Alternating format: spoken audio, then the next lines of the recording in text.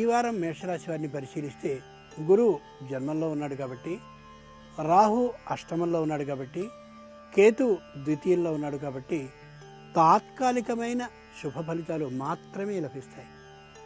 అశ్విని నక్షత్ర జాతకులకి అకారణమైనటువంటి నిందలు మీద పడే అవకాశం బాగా కనిపిస్తోంది. భరణీ నక్షత్ర జాతకులకి సొమ్ము నష్టపోయేటటువంటి అవకాశం హెచ్చుగా కనిపిస్తోంది. కృత్తికా నక్షత్ర జాతకులకి ధనం వస్తుంది, వచ్చినంతలోనే ఖర్చు దానికి ఎదురు చూస్తూ ఉంటుంది. మొత్తానికి వచ్చిన సొమ్ము అలా వ్యయం అయిపోయేటటువంటి అవకాశం కనిపిస్తోంది. మొత్తం మీద ఈ రాశి వారిని కానీ చూసినట్లయితే శుభ ఫలితం అశుభ ఫలితం మిశ్రమంగా ఉంటూ కనిపిస్తోంది.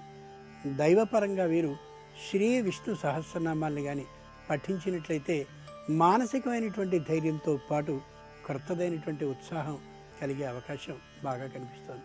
ఇక దానపరంగా కానీ పరిశీలించినట్లయితే ప్రసిద్ధమైనటువంటి విష్ణువాలయంలో చక్కనైనటువంటి ప్రసాదాన్ని వితరణం చేయడం చాలా మంచిది. ముఖ్యంగా ఈ రాశివారు ఈ వారంలో తమ అభివృద్ధి కోసం ఎవరిని జాగ్రత్తగా ఆశ్రయిస్తే ఫలితాలు బాగా ఉంటాయో గమనించుకుని అలాంటి వాళ్ళని ఆశ్రయించడానికి సరైనటువంటి వారం ప్రయత్నించండి.